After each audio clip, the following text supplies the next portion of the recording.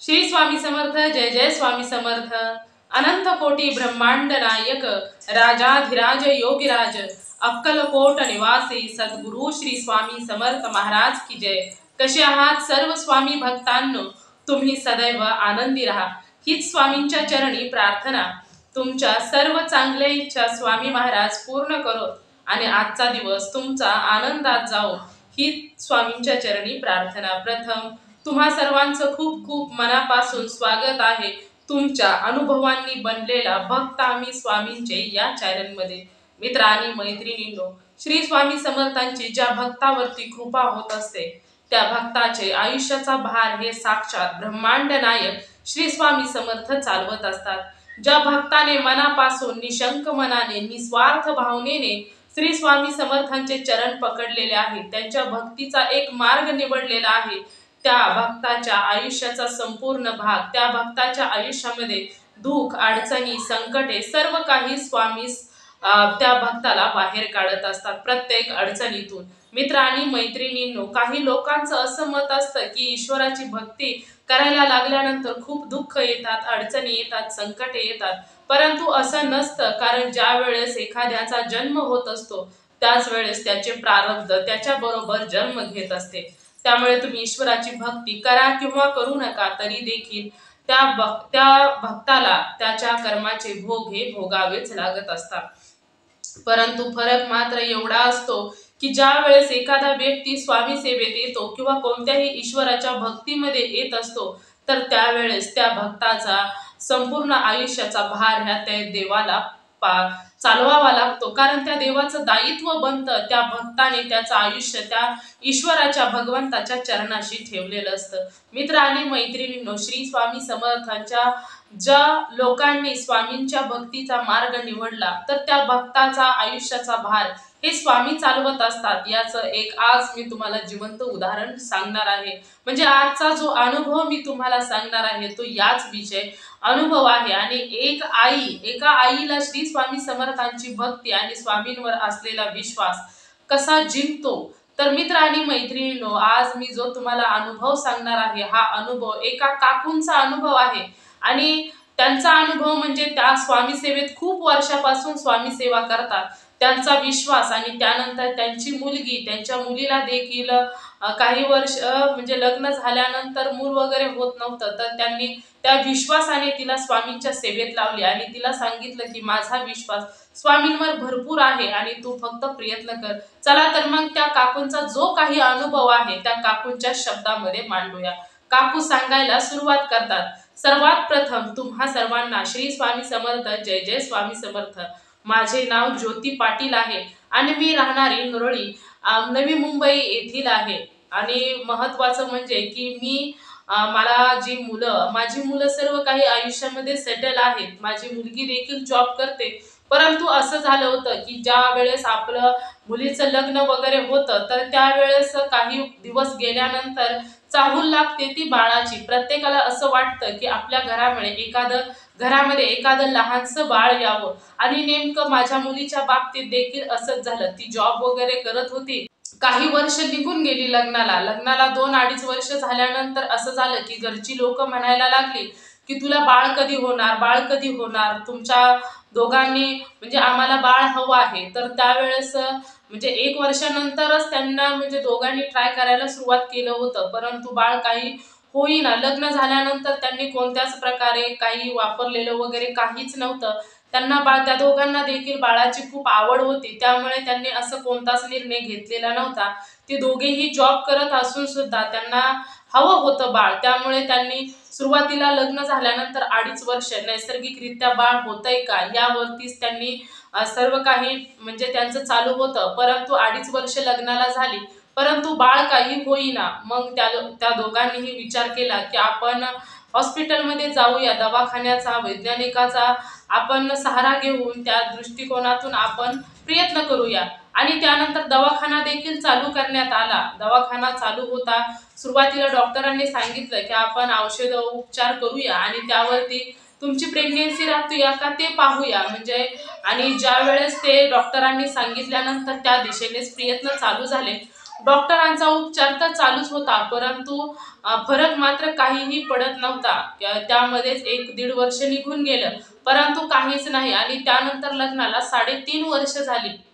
मग बाळ काही होईना. मग डॉक्टर म्हणाले की तुम्ही नक्की आई होताय की नाही हे तरी पाहूया आपण, म्हणजे तुमच्या शरीरामध्ये तसं काही सिम्पटम्स वगैरे आहेत का आपण पाहूया. आई होण्यासाठी जे काही योग्यता असते एका स्त्रीच्या शरीरामध्ये ते तरी पूर्ण आहे का ते पाहूया.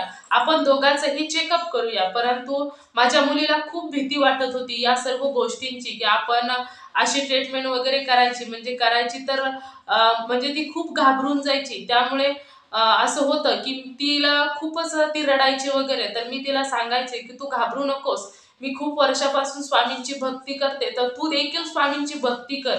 आणि ती कामोठेमध्ये राहते, त्यामुळे तिथे स्वामींचं केंद्र आहे. तिला सांगितलं होतं की तू स्वामींच्या केंद्रामध्ये जा आणि तेथे जाऊन स्वामींची भक्ती कर. तर तिने देखील आईचं म्हणणं ऐकलं आणि तिनं स्वामींच्या केंद्रामध्ये जायला सुरुवात केली. स्वामींची सेवा तेथे केंद्रामध्ये जी कोणती सांगतील ती सेवा करायला सुरुवात केली. केंद्रामध्ये जाऊन जी सेवा चालू असेल ती देखील तिने सेवेला सुरुवात केली. आणि तिची सेवा देखील खूप चांगल्या प्रकारे, तिला देखील खूप बरं वाटत होतं स्वामींची सेवा केल्यानंतर. आणि एके दिवशी असं झालं की ज्या वेळेस ती केंद्रामध्ये गेली होती तर त्यावेळेस तिला ना स्वामी चरित्र सारामृतचा ग्रंथ तिला केंद्रामध्ये भेटला. तर त्यावेळेस तिला खूप आनंद झाला आणि तिने सांगितलं की आज ना मला आई केंद्रामध्ये श्री स्वामी समर्थांचा स्वामी चरित्र सारामृत हा ग्रंथ भेटलेला आहे. तर आता मी घरी देखील 3 अध्याय दररोज पठण करेन, स्वामींचं नामस्मरण करेन, म्हणजे तिने असं सांगितलं. मग तिने घरी देखील स्वामींची सेवा वगैरे चालू केली. त्याबरोबरच केंद्रामध्ये जाऊन देखील, म्हणजे कसं असतं की सासरी असल्यानंतर घरामध्ये सर्व काही आपल्या मनासारखं होत नसतं, त्यामुळे प्रत्येकाची मतं वेगवेगळे असतात. जर घरी नाही वेळ मिळाला तर मग जॉबवरून येऊन मग केंद्रामध्ये जाऊन ती सेवा करायची. परंतु तिने सेवेमध्ये कोणत्याही प्रकारचा खंड वगैरे पडू दिला नाही, नित्य नियमाने सेवा करत होती. आणि तिला एकदा तर ती ज्यावेळेस दवाखान्यामध्ये गेली तर अगोदर तर तिला भीती वाटत होती. त्यामुळे असं वाटायचं की नको आपल्याला अशी ट्रीटमेंट करायला नकोच. मग तिनं खूप समजून सांगितल्यानंतर तिला म्हटलं की बाई एकदाशी करूनच घे, कारण काय प्रॉब्लेम आहे ते तरी आपल्याला समजेल. परंतु ती ती खूप घाबरलेली. ती अगोदर नाही नाही नको नकोच म्हणत होती. परंतु समजून सांगितल्यानंतर दोघेही, म्हणजे ती तयार झाली. तिचे मिस्टर खूप प्रेमळ मायाळू आहेत, ते खूप समजदार आहेत. आणि मग त्यांनी देखील तिला समजून सांगितलं आणि दोघेही तेथे गेले. गेल्यानंतर म्हणजे ते 12 वाजता तेथे पोहोचले होते, म्हणजे 11:45. तर डॉक्टर वगैरे कोणीच नव्हतं, तर मी देखील त्यांच्या बरोबर गेली होती. तर म्हटलं की चला ठीक आहे आपण म्हणजे हा 12च्या पुढचा टाइम स्वामींच्या आरामाचा टाइम असतो, त्यामुळे आता नाही डॉक्टर आले तरी चालतील, आपण येथेच गप्पा वगैरे करत बसूया. तर त्यावेळेस ना आश्चर्याची गोष्ट म्हणजे की त्या टायमिंग मध्ये डॉक्टर वगैरे आलेच नाहीत. डायरेक्ट डॉक्टर जी मॅडम होती चेक करणारी, तर ती मॅडम 4 वाजता आली. तर त्यावेळेस मी देखील म्हटलं की खरोखरच स्वामींचा खूप मोठा चमत्कारच आहे. कारण मी स्वामींना म्हणजे मी मनामध्ये म्हटलं होतं की तिला म्हणजे या स्वामींचा आरामाचा हा टाइम आहे, त्यामुळे ते काही येणार नाही. ज्यावेळेस आराम करून होईल तर तुम्ही ना, डॉक्टरांना देखील मी म्हटलं त्या मॅडमला की तुम्ही खरं ना स्वामी आईच्याच रूपात माझ्या मुलीचं चेकअप करण्यासाठी आला आहात. तर त्या मॅडम देखील हसल्या आणि त्या म्हणाल्या की असं का. तर त्यावेळेस ना तिला चेकअप वगैरे करायला नेलं.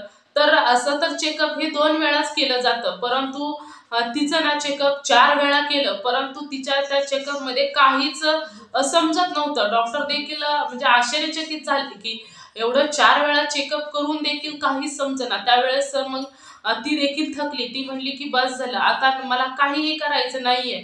तर त्यावेळेस डॉक्टर म्हणाले की तुमचं काय झालंय आम्हाला काही समजत नाही, परंतु तुमच्या चेकअप मध्ये काहीच कसं काय समजत नाही. तर त्यावेळेस मग आम्ही काही थोडा वेळ वगैरे विचार केला की असं का होतंय. मिस्टर, म्हणजे तिचे मिस्टर देखील म्हणाले की माझ्यामध्ये काही प्रॉब्लेम वगैरे असेल. तर त्यावेळेस ते म्हणाले की काही तुमच्यामध्ये तर काहीच प्रॉब्लेम नाही, परंतु हिच्यामध्ये काही समजेना, म्हणजे काहीच होईना, तर त्यानंतर आम्ही निघणार. तेवढ्यात त्यांना कसं काय समजलं काय माहिती, परंतु त्यांनी सांगितलं की कॉंग्रॅच्युलेशन, हिच्यामध्ये देखील काही सुद्धा प्रॉब्लेम नाही. आता एवढ्यातच सर्व काही समजलेलं आहे. म्हणजे अगोदर ते काहीच दाखवत नव्हतं, परंतु आता दाखवलेलं आहे. तर तुमच्या मुलीच्या मध्ये देखील कोणत्याही प्रकारचा म्हणजे काहीही प्रॉब्लेम वगैरे नाही. तर त्यावेळेस म्हणजे सर्व काही बरं वाटलं, की आता चला म्हणजे जावयाच्या देखील शरीरामध्ये कोणताच प्रॉब्लेम नाही वडील होण्यासाठी, आणि मुलीच्याही कोणताहीच प्रॉब्लेम नाही आई होण्यासाठी. त्यानंतर हे सर्व काही व्यवस्थित आहे. स्वामींना हात जोडले, की बरं झालं स्वामी, तुमच्या कृपेने मॅडम आल्या, म्हणजे त्या रूपातच तुम्ही आला आणि सर्व काही व्यवस्थित केलं, हे एक बरं झालं. आणि मग मी एके दिवशी असंच तिच्यासाठीच प्लस म्हणजे सेवा तर मी दररोज करायची, स्वामींना दररोज प्रार्थना देखील करायची, की माझ्या मुलीला काही का होईना पण आई होण्याचं सुख द्या. आणि एके दिवशी संध्याकाळी असं स्वामींची भक्ती करत असताना मला एकदमच असा नामस्मरण वगैरे भक्ती करत असताना मला दृष्टांत आला, की स्वामींनी मला असं सांगितलं, की तुझी मुलगी आणि जावई दोघांनाही घेऊन माझ्या दर्शनासाठी ये, असा दृष्टांत आला. तर त्यावेळेस म्हणजे मी एकदमच अशी खडबडून जागी झाली, अगं तर त्या त्या दृष्टांतातून बाहेर आली. आणि आल्यानंतर स्वामींची सेवा वगैरे करून झाली. तर नंतर मी माझ्या मुलीला फोन लावला आणि सांगितलं, की अगं असं असं मला स्वामींनी सांगितलं, की तुझ्या जावयाला आणि मुलीला घेऊन माझ्या दर्शनाला ये. तर मुलगी म्हणाली, की शनिवारी जावयाला तुझ्या सुट्टी असते, तर जाऊया मग बघूया. तर त्यावेळेस ना मग एके दिवशी शनिवारचा दिवस आला, की जावई आले आणि मला म्हणाले, की आपण जाऊया. मग आम्ही दोघेही गेलो. तर दोघेही गेल्यानंतर एक दर्गा होता तिथे, नूर दर्गा. तर तेथे गेलो आम्ही. तर तेथे गेल्यानंतर म्हटलं होतं, तिला सांगितलं होतं, की आपण अक्कलकोटला वगैरे तुम्हा दोघांना घेऊन यायला मला म्हणजे स्वामींनी सांगितलं. आता आपल्याला लगेच तर काही समजत नाही. तर त्यावेळेस म्हणजे मला असं वाटलं होतं, की म्हणजे मला तुम्हा दोघांना घेऊन अक्कलकोटला बोलवलं. तर त्यावेळेस मग म्हटलं, मी सांगितलं, तर ती म्हटली, "चल चालतंय, ठीक आहे, आपण जाऊया अक्कलकोटला एके दिवशी," असं ती देखील म्हणाली. आणि त्यानंतर मग शनिवारच्या दिवशी कसं काय काय माहीत, परंतु मी जावयाला घेऊन जो नूर दर्गा आहे, तर त्या दर्ग्यामध्ये गेल्यानंतर आम्ही दोघेच होतो. आणि ज्यावेळेस आम्ही प्रवेश केला, तर तिथे एक आम्हाला समोरच मला एक असं स्वामींसारखी हुबेहूब म्हणजे असे दिसायला सेम स्वामींसारखे, जसे आपल्याला फोटोमध्ये श्री स्वामी समर्थ दिसतात, तर नेमकं तसंच त्याच पद्धतीचे मजबूत शरीर, बांधा, उंच असं म्हणजे खूप मोठे जसे स्वामी आहेत त्याच पद्धतीचा एक व्यक्ती तिथे बसलेला दिसला. तर दिसल्यानंतर आम्ही म्हणजे मी त्यांच्याकडे बघून पाहिलं आणि त्यांच्याकडे असं माझं मन ओढत होतं, की जावावं त्यांच्याकडे जावावं. आणि ते एका वेशात म्हणजे साधू वेशातच होते, जसे स्वामी असतात त्याच पद्धतीने ते बसलेले होते. आणि मग मी आणि जावई दोघांनी दर्ग्यामध्ये जाऊन दर्शन वगैरे घेतलं आणि निघालो आम्ही. निघाल्यानंतर आम्ही बाहेर आल्यानंतर चप्पल घातली, परंतु असं झालं होतं, की माझं मन त्या व्यक्तीकडे खूप ओढत होतं. म्हणजे मला काहीच समजत नव्हतं. तर त्यावेळेस मी जावयाला म्हणाले, की "चला हो, मला तिकडे मन माझं खूपच ओढत आहे. तर आपण एकदा तेथे जाऊन त्या बाबांचं दर्शन वगैरे घेऊन येऊया." तर जावई देखील माझ्याबरोबर आले आणि आम्ही आल्यानंतर तेथे जसे स्वामी बसतात ना, तसेच ते देखील बसलेले होते. गेल्यानंतर मी आणि माझ्या जावयाने दोघांनीही त्या बाबांचं दर्शन वगैरे घेतलं. तर दर्शन घेतल्यानंतर ते म्हटलं, की "हे माझे जावई आहेत." तर त्यावेळेस ते बाबा देखील म्हणाले, की "बरं झालं तू तुझ्या जावयाला घेऊन आले, पण तुला सांगितलं होतं, की तू मुलीला देखील घेऊन ये, परंतु तू तुझंच खरं केलं," असं देखील ते म्हणाले. आणि त्यानंतर मग ती म्हणाली म्हणजे मी म्हणाली, की "माझ्या मुलीला बाळ हवं आहे, आई होण्याचे तिचं स्वप्न पूर्ण करा." तर त्यावेळेस त्यांनी ना सांगितलं, की ती आई होणार आहे आणि ती एका वर्षात ती आई होण्याचं सुख तिला मिळणार आहे. तुम्ही घाबरू नका. तर त्यावेळेस ना त्यांनी सांगितलं, की "मी एक तुम्हाला उपाय सांगतो, तो उपाय तुम्हाला करायचा आहे." तर त्यांनी असा उपाय सांगितला होता, की लिंबू जे असतं ते आपल्या घरामध्ये, तर ते लिंबू ज्यावेळेस तुम्ही त्या जावयाला सांगितलं, की ज्यावेळेस तुम्ही नवरा-बायको एकत्र याल, तर त्यावेळेस तुम्हाला त्या लिंबाचा रस आणि पाण्यामध्ये मिक्स करून लिंबाचा रस घ्यायचा आहे आणि ती लिंबाची जी साल आहे, ती तुम्हाला रात्रभर तेथेच तुमच्या बेडरूममध्ये ठेवायची आहे आणि सकाळी मग तुम्हाला ती विसर्जित करायची आहे. असा त्या बाबांनी उपाय सांगितला. आणि सांगितलं की तुम्ही 1 वर्षामध्ये आई होण्याचं आणि तुम्हाला वडील होण्याचं सुख मिळणार आहे, तुम्ही काळजी करू नका, परंतु ज्यावेळेस तुम्हाला सर्व काही तुमच्या मनासारखं होईल तर त्यावेळेस तुम्ही श्री स्वामी समर्थांचं दर्शन घ्या, असं त्यांनी सांगितलं. आणि जसं त्यांनी सांगितल्याप्रमाणे म्हणजे त्यांनी आता आम्हाला जणू काही त्यांना ते सांगायलाच आम्हाला बसले होते, तर त्याच पद्धतीने त्यांनी देखील सांगितलं. आम्ही घरी आल्यानंतर म्हणजे सर्व काही व्यवस्थितच झालं. आणि काही दिवस निघून गेल्यानंतर म्हणजे 2-3 दिवस निघून गेल्यानंतर घरामध्ये तिचा एक इश्यू झाला की म्हणजे काही कशा म्हणजे सासर आहे कशावरून काहीतरी होतच असतं शब्दाने शब्द. आता तिला खूप वर्ष झालं की बाळ होत नव्हतं, तर त्यावेळेस घरच्यांचं मत असं झालं की तुला बाळ होत नाही असं झालं. म्हणजे की नणंद होती तिची, ती नणंद देखील तिला बोलायला सुरुवात केली की तुला बाळ होत नाही, तू वांझुटी आहेस, तू अशी आहेस तशी आहेस. मग त्यावेळेस तिला खूप वाईट वाटलं, तर तिनं म्हणजे ती म्हणाली की माझं देखील चेक केलेलं आहे तर माझ्यामध्ये कोणत्याच प्रकारचा प्रॉब्लेम नाही. तर त्यावेळेस ती नणंद म्हणाली की तू माझ्या भावाला सोडून दे, माझ्या भावाजवळ तू राहू नकोस आणि तू दुसरं लग्न कर आणि तिथे तुला होत असतील तर होऊ दे, परंतु माझ्या भावाच्या आयुष्यातून तू निघून जा. अशी म्हणाली, तू वांझोटी आहेस, तू आमच्या घराला म्हणजे आईच्या घराला माझ्या भावाला वंश देऊ शकत नाही, तर तू त्याच्या आयुष्यातून निघून जा. तर जसं ननंदनी तिचं वगैरे काही तुम्ही झालं आणि यावर तिला खूप वाईट वाटलं. की म्हणजे असं असतं की आपला म्हणजे कोणत्या स्त्रीचा कोणत्याच प्रकारचा दोष नसतो. कोणत्या स्त्रीला असं वाटत नाही की आपल्याला आई होण्याचं सुख मिळू नये, परंतु काही निसर्गाचे नियम असतात, ईश्वराने काहीतरी अगोदरच ठरवलेलं असतं.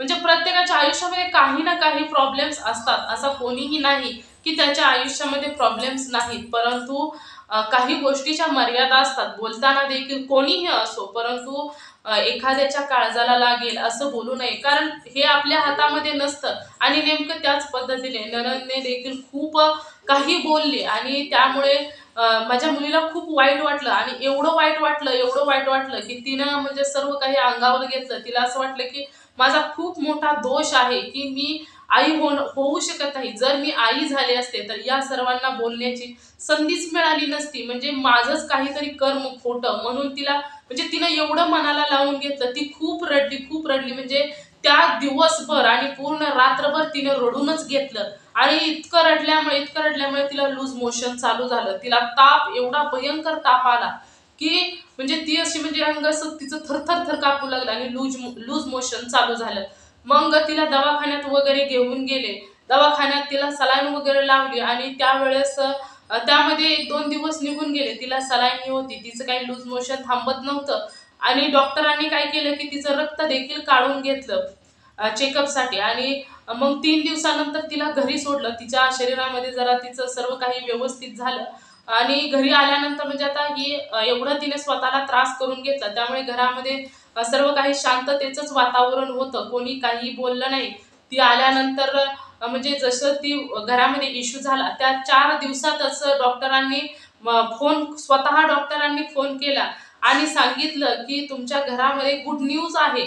तर गुड न्यूज आहे म्हटल्यानंतर म्हणजे घरामध्ये आता चेक तर काहीच केलं नव्हतं, काहीही नव्हतं. तर अचानकच असं कसं काय झालं, म्हणजे कोणत्या प्रकारची गुड न्यूज? मग सर्वच जण घाबरले. मिस्टरांनी देखील पुन्हा विचारलं की काय झालं आहे, कशाची गुड न्यूज आहे?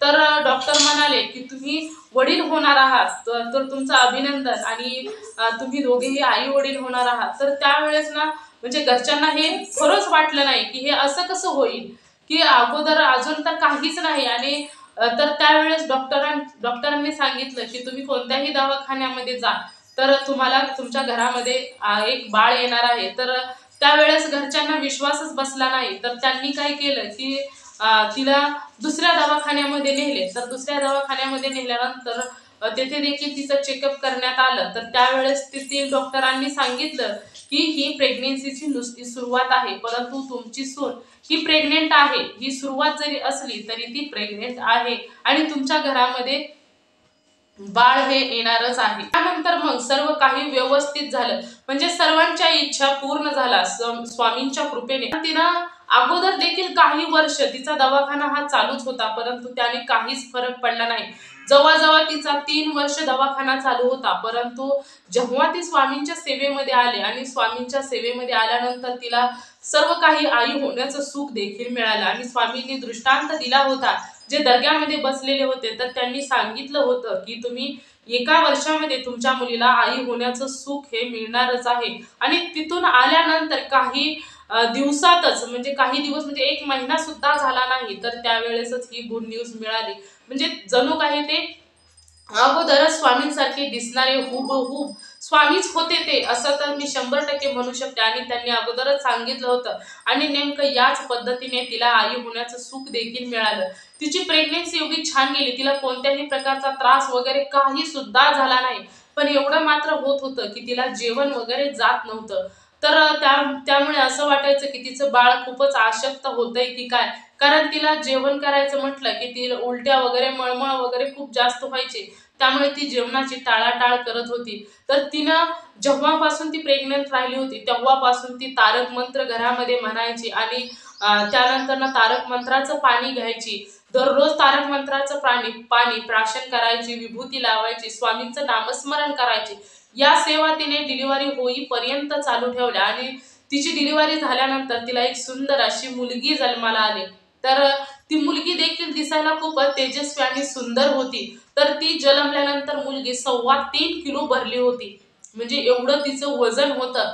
आणि स्वामींच्या सेवेने एवढं म्हणजे एवढं सर्व काही आनंदात झालं ना, की ती जी मुलगी होती तिला जसं म्हणजे की आता झोपायचं जर म्हटलं, रडायला वगैरे जर लागली तर स्वामींचा तारक मंत्र लावला की ती शांत बसायची। मग ती कितीही जोरजोरात रडायला लागली तरी देखील, आणि झोप जर आलेली असेल तर तिला अंगाई वगैरे म्हणण्याची गरजच नव्हती। जर स्वामींचा तारक मंत्र म्हणायला सुरुवात केली की ती लगेचच झोपी जायची। तर त्या म्हणजे तिला सर्व काही ती म्हणजे स्वामींच्याच याच्यामध्ये ती देखील स्वामींचं नामस्मरण करायला लागली की ती देखील अशी म्हणजे तोंडाकडे एकटक बघायची।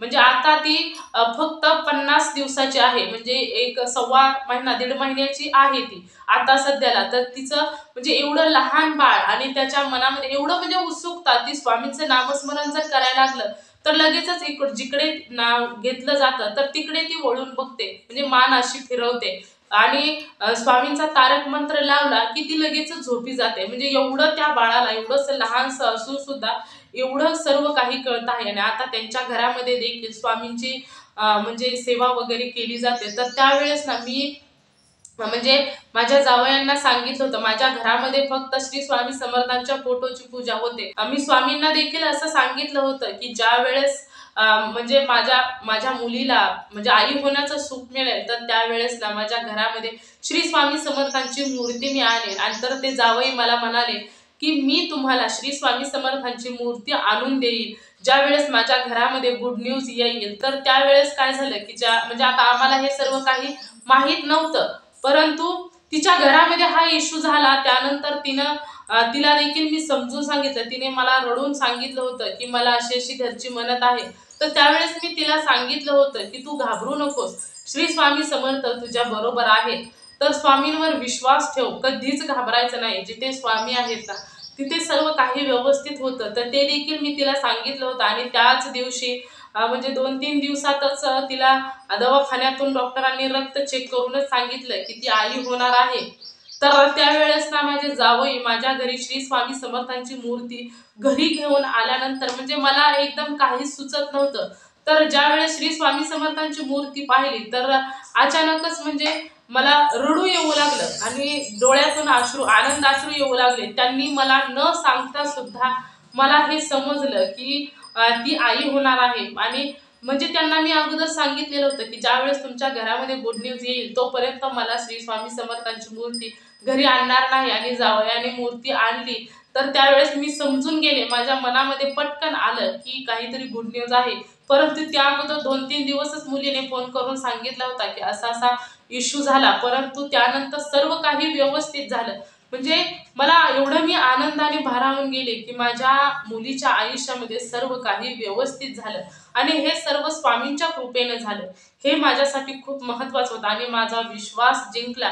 जिथे स्वामींवर विश्वास असतो ना तर तिथे सर्व काही व्यवस्थितच होत असते। आणि माझी मुलगी स्वामी सेवेत आली आणि त्यानंतर तिला आई होण्याचं सुख मिळालं। हे सर्व काही माझ्या स्वामींनीच केलं। कारण काही गोष्टी अशा असतात की मी खूप वर्षापासून सेवा वगैरे स्वामींची करत होते, परंतु मुलांचं असं असतं की शिक्षण वगैरे त्यांच्या पाठीमागे असते, ती बाहेर राहिला होती, त्यामुळे तिचं एवढं काही तिने लक्ष दिलं नाही। आणि पण जेव्हा तिने मनापासून श्री स्वामी समर्थांची सेवा केली तर त्यावेळेस तिचं सर्व काही व्यवस्थितच झालं। हे माझ्यासाठी खूप महत्त्वाचं होतं। तर स्वामींच्या कृपेने म्हणजे माझ्या मुलीला आई होण्याचं सुख लग्न झाल्यानंतर 4 ते 5 वर्षानंतर मिळालं, परंतु ते मिळालं, तिला आई होण्याचं सुख मिळालं। तर माझ्यासाठी हे सर्वात मोठं होतं की स्वामींनी या अगोदर देखील मला खूप अनुभव दिले, परंतु त्या अनुभवातील हा एक खूप महत्त्वाचा अनुभव। तर हाच माझा अनुभव होता। सर्वांना श्री स्वामी समर्थ, जय जय स्वामी समर्थ।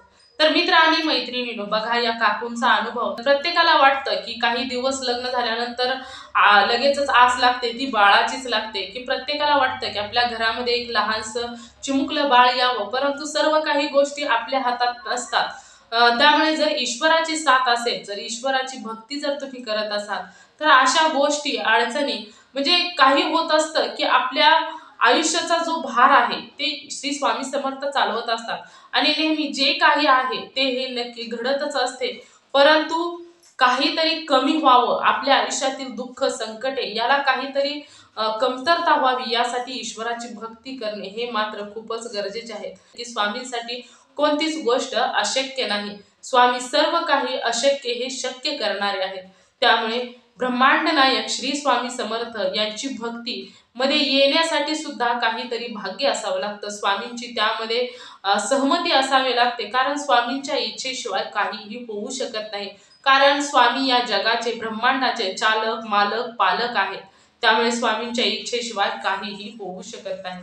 तर मित्र आणि मैत्रिणींनो, कोणतीही गोष्ट अशीच होत नसते, तर त्यावेळी त्याच्या पाठीमागे कोणतं ना कोणतं कारण हे नक्कीच असते। मग काही का असेना, परंतु या भोगातून मुक्तता मिळून जे काही मिळालं ते सर्व काही मनासारखंच मिळालं। श्री स्वामी समर्थांनी कधी कधी काही भक्तांची परीक्षा देखील घेतली जाते आणि नेमकं याच पद्धतीने त्या काकूंच्या मुलीची देखील परीक्षा घेतली, परंतु त्यामध्ये तिने आस सोडली नाही, सर्व काही तिने स्वामींवर सोडून दिलं। ती देखील म्हणाली की स्वामींच्या कृपेने सर्व काही व्यवस्थित होईल आणि नेमकं याच पद्धतीने स्वामींनी देखील तिच्या आयुष्यामध्ये सर्व काही व्यवस्थित केलं। तर मित्र आणि मैत्रिणींनो, तुम्ही सर्वांनी मिळून माझा हा व्हिडिओ शेवटपर्यंत ऐकला त्याबद्दल मी मनापासून तुम्हा सर्वांची खूप खूप आभारी आहे। तर मित्र आणि मैत्रिणींनो, तुम्हाला जर श्री स्वामी समर्थांचा एखादा अनुभव आलेला असेल तर मी येथे तुम्हाला व्हॉट्सअप नंबर देते, तर या नंबरवरती तुम्ही तुमचा अनुभव हा नक्की शेअर करायचा आहे। तुमचा अनुभव ऐकून जर एखादा व्यक्ती स्वामी सेवेत आला तर याचे पुण्य तुम्हालाच मिळणार आहे, त्यामुळे तुम्ही तुमचा अनुभव हा नक्की शेअर करायचा आहे। मित्र आणि मैत्रिणींनो, तुम्ही सर्वजण नेहमी सुखी राहा, समाधानी राहा, आनंदी राहा हीच स्वामींच्या चरणी प्रार्थना करते आणि इथेच थांबवते।